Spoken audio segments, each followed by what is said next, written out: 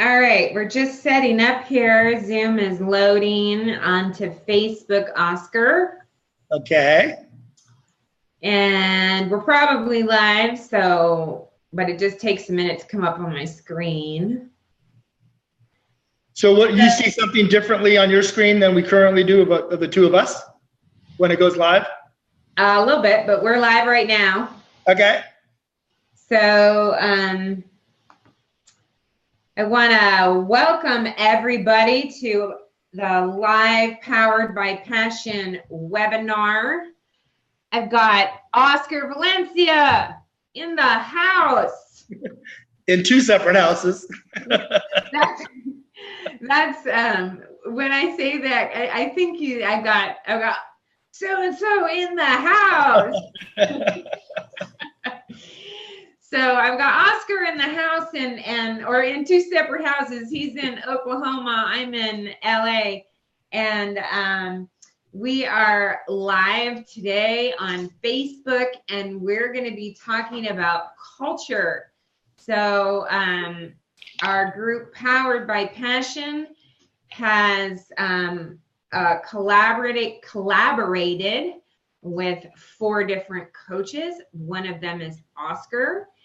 And we are coming live this morning on Monday morning to talk about culture with Oscar. And to introduce Oscar, for those of you who don't know, the infamous Oscar Valencia. So Oscar is the founder of Breaking Down Your Walls. So Oscar, you want to tell us what Breaking Down Your Walls is? Certainly. So first of all, thank you for having me. It is a pleasure and an honor.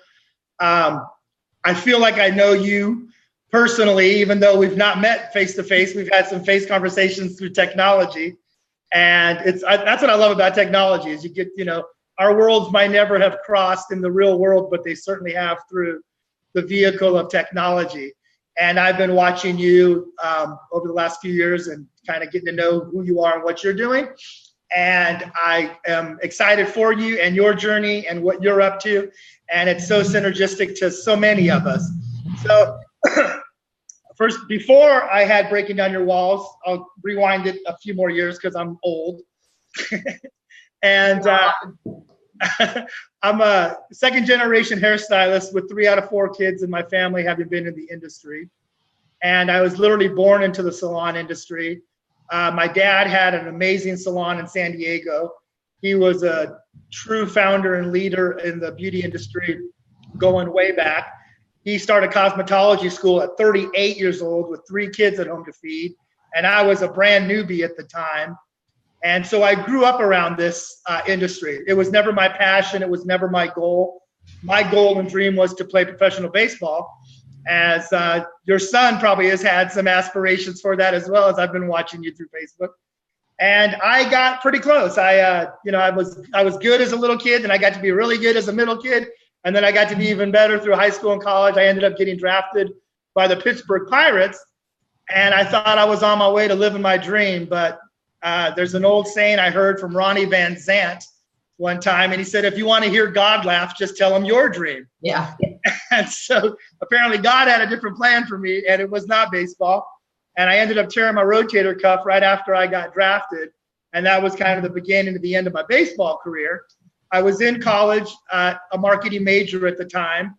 And I thought if I ever got into the family business, it'd be more from the standpoint of kind of running the business.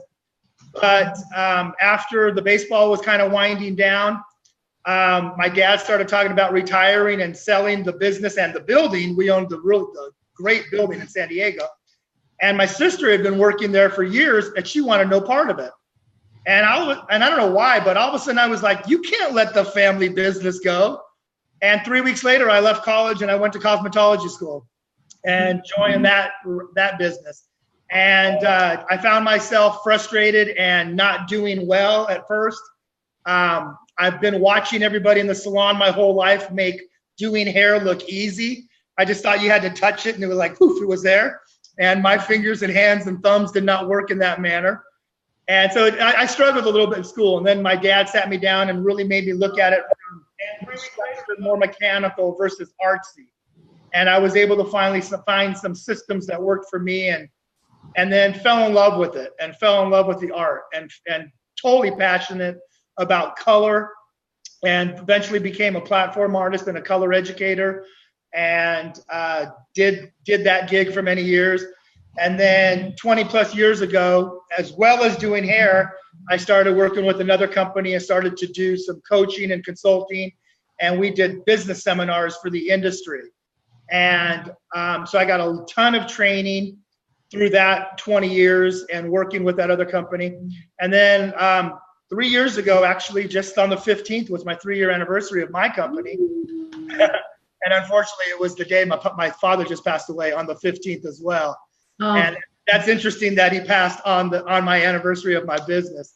But it's kind of a great tribute as well, because my business has really come from his business. And what I got to the point of in working behind the chair and making a nice living and loving what I did, I realized that I'm only making a difference for one person at a time behind the chair. But if I left the chair and committed to getting out there on the road and doing the seminars and doing coaching and being a road warrior and speaking at all the shows, I can make a difference to the masses every week and changing their life and their business, hopefully, by giving them tools, techniques, and systems to really understand the business side. Because it's not just enough anymore to be strong artistically. And I think, the missing factor for most people are the business acumen. So that's been my driving force the last 20 plus years. And then 3 years ago, well, a little bit before that, I had a dream probably 7 years ago. And I had a dream of what stops us in life. And in my dream, literal dream, it was this big blurry object off in the distance that started moving closer to me. And as it got closer and clearer, it was a wall. And then I'm like, yes, our walls stop us. And then it kept coming at me and getting clearer and closer. And I could see that it was a brick wall. And darn it, I left a set upstairs. But the bricks had words on it in my dream: commitment, consistency, action, follow through, love, dedication, understanding. And it was like popcorn going off in my head. And I literally popped out of bed. It was 3:18. I looked at my clock on the side of my bed, and it was 3:18 on a Tuesday morning. I ran upstairs to my office. I started making all these squares on a flip chart and putting all these words in it that were in my mind. So 20, 30 minutes later, I was kind of out of words in my head, but I had all these empty boxes still on my paper that I had made. So I go to my library, and Tony Robbins and Zig Ziglar and Ken Blanchard and Brian Tracy, and I just start opening books and grabbing words and putting them in boxes. So another 20 or 30 minutes later, I filled them all, and then I counted them, and it turns out I had 90 different boxes. And the first title that popped in my head at that moment was Turn Your Life Around 180 Degrees in 90 Days. And I didn't know what it was. I didn't know what to do with it. So organically, I have let this evolve. I now have a product called the Bricks.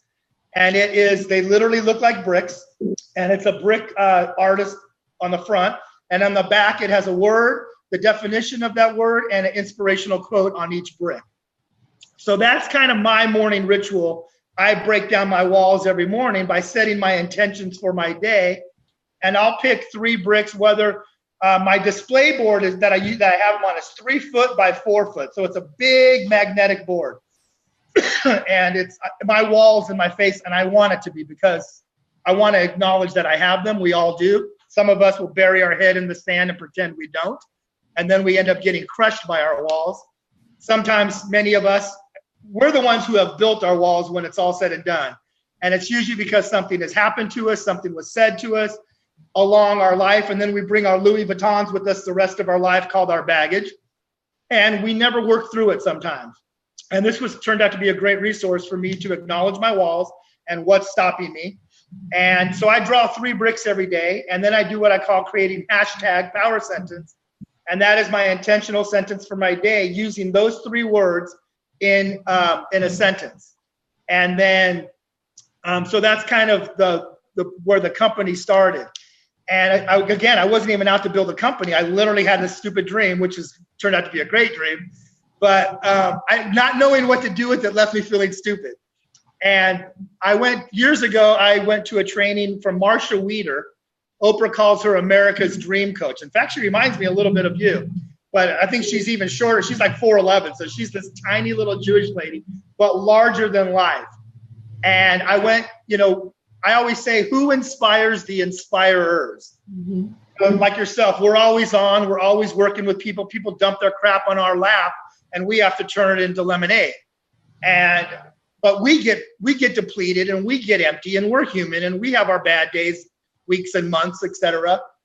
And so I happened to be a timing where I was off the road finally, and here was the seminar. So I went up to Orange County, to Irvine, took the train up there, and she said this one sentence about her whole weekend was about dreams and dreaming and getting back in touch with your original dream before it became adulterated. And so many of us have a dream, but then we modify the dream to fit our circumstances versus the big, original, colorful one. And then all of a sudden it becomes this version of. And she says, the challenge with dreams and dreaming is most people go to solution too quickly and they squelch the dream. And so I always kept that in the back of my mind. So these words on paper eventually became 3x5 cards. And then eventually I went to a graphic artist and they were printed professionally, etc. And it's evolved slowly. And then, my whole background before I got into hair, like I said, was baseball. So all I've ever known my whole life was being on teams and being part of teams and helping create teams or being a captain of a team. Or later on, I was coaching high school baseball and coached teams. So there's a serious different dynamic, in my opinion, that team athletes have than the general public. Mm-hmm. And I think that people who have grown up in sports on teams understand, especially at a higher level, understand what it takes to be a high performer, to perform at a higher level, to dedicate your life, your mind, your body, your broken bones, your cuts, your bruises, your scrapes, your blood to that. And I think other people just go out and get a job on a team and don't understand the distinctions in that area, where it could be versus where they are. And that all kind of comes back to our core of the conversation of culture. And, my sports teams always had cultures. Some varied from team to team, but, most of them were always hustle.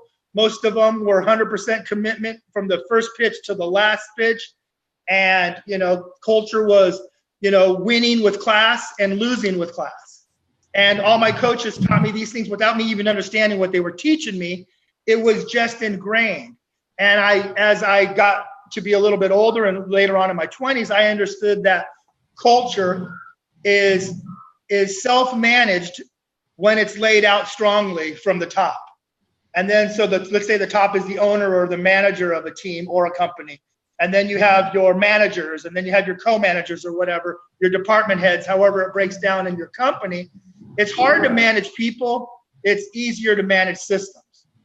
And so, coming into our topic with you and this call series, and my topic being culture, I have many, many years in the business world in the salon industry, but I have way more in the sports industry. And I really I cross the line all the time in my thinking in both.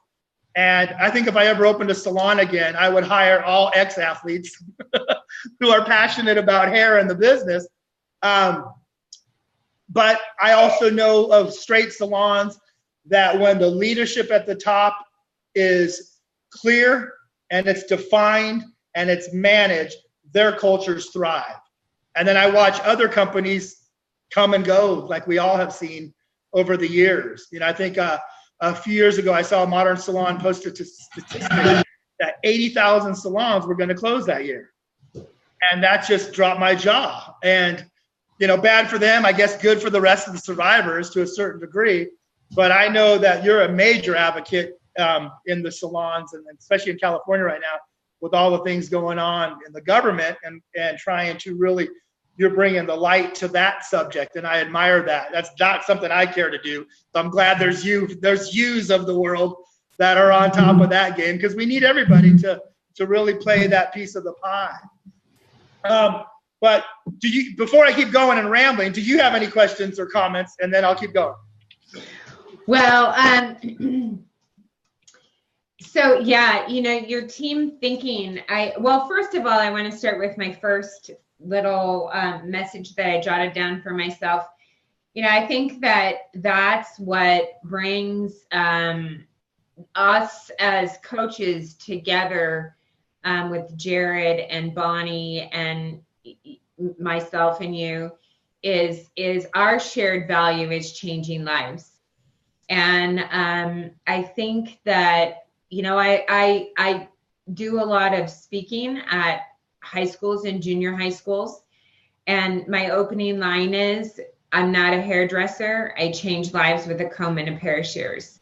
Cute. And I do that same value that I have carries over into my coaching. And so I want to say that as far as like team, on our little team here with this 4-coach collaboration, is I really do feel like you've hit on a great point that we're here to change lives. That's the bottom line is we want salon owners and industry people, hairdressers, not just salon owners, but anybody in the industry who can take anything away from what we have to offer. This thing is absolutely free. I mean, we're not here selling anything, although, be nice to have a few more coaching clients, wouldn't it, Oscar? Amen. So, and then the other thing is your team thinking. And I really, I have 3 points actually. So that's the second point. When I hired people, I specifically would ask them if they've ever played on a sports team. Great question. Because, and that was one of my go-to answers, or one of my go-to questions. Because people that have played on a sports team and are part of that entity know what it's like to truly be part of a team. It takes, you take baseball, and it's something that both you and I know. I don't know as much as you do, but I know a little bit because I've been sitting behind the plate for 14 years. I haven't been on the plate. I've been sitting behind. It's safer back there, believe me. You've got your pitcher, your first baseman, you've got your catcher, your second baseman, your third baseman, all your outfielders, and even don't forget the shortstop. Don't forget the shortstop. Even the people that are in the dugout, sitting watching, everybody is part of that team. Correct. And everybody has a specific job or a specific role. And if they fall down on their role, what happens? A lot of times you'll see a ball go out to, the second baseman, and, your center fielder will run up on it. Right. So everybody's got each other's back on a team. Correct. Right. And you win like a team, and you lose like a team. Amen. And when people do play on a sports team, that they get that.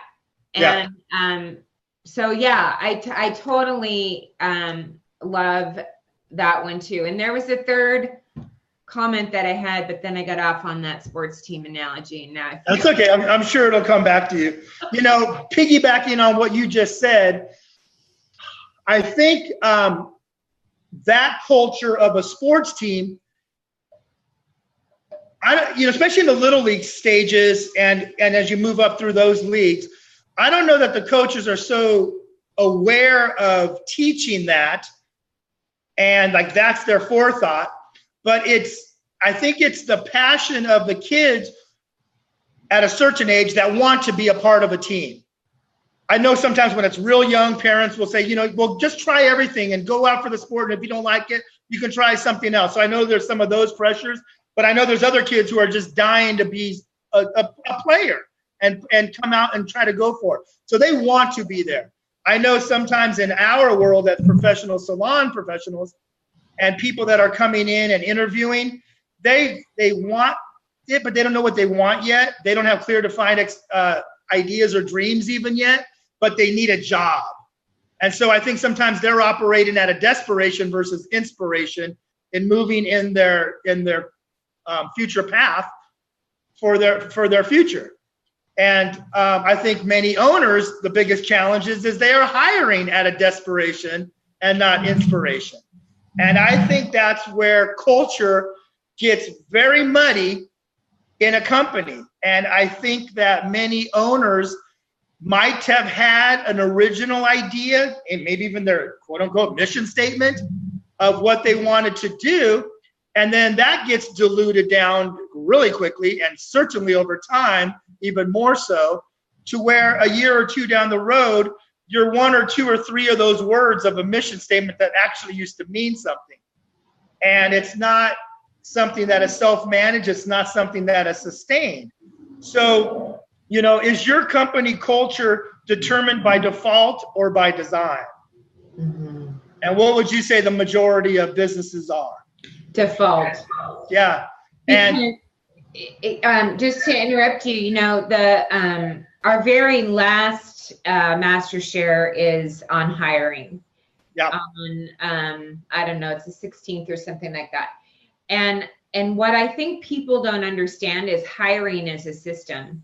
Correct. And you really have to be very clear about, you have to have very clear understanding of the culture that you want to create in order to then hire the right people.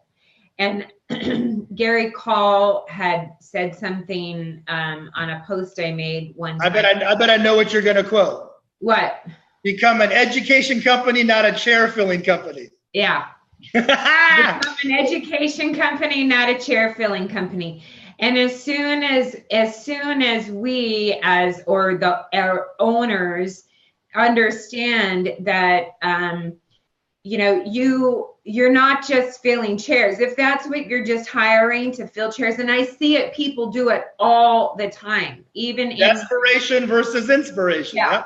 Even in my clients, they're I gotta fill my chairs, and then when they've got their chairs full, then it's like a giant mess. Because they don't have a clear vision of the culture. Even in your marketing of hiring, if you have a clear vision and a clear understanding of exactly the person you want to hire, then you can target your marketing exactly to those people. I completely agree 100%. And I think the unfortunate pathway to ownership in this industry has become, in my experience and observations over the last 30 years, is most owners were at one point a busy stylist in another salon that were making money and were like, I can do it different and better. And then boom, they buy a salon. And most of them are more worried about the mirrors and the chairs and the floor and the stations. But you can't quantify that that's going to make you $50,000, $100,000, $1 million. When it's all said and done, it's the people. And it's the process and it's the product. Like Gary Lamone says all the time. I mean, that's his 3 Ps. And they get wrapped up in the prettiness versus what's going to sustain a company. So the 3 steps I talk about in designing a sustainable company culture is, first of all, define your values. Everybody make sure you write that down. Define your values. And so values are the guiding principles of your company. It's the meat and potatoes. It's the tangibles. Walt Disney said, once your values are clear, decisions are easy. But most of the challenge is getting the clarity. And that's missing in business and life for most people, whether it's somebody having life goals or business goals. They don't have clarity as to what they truly want. And most companies' typical core values are we are innovative, and we are team players, and we strive for excellence, and we have integrity, and we have passion. And those are all great, but kind of everybody's, the same. Nobody's going to say, oh, we're really not creative or innovative over here at Salon XYZ, and we're not team players. Of course you're all of those things. But you want to get deeper, and you want to go further in filtering your core values. So the 5 points that you can look at to filter your core values are: 1, is it distinguished? 2, and this is huge, are you obsessed with it? And as a quick side note, I told you right before we went live,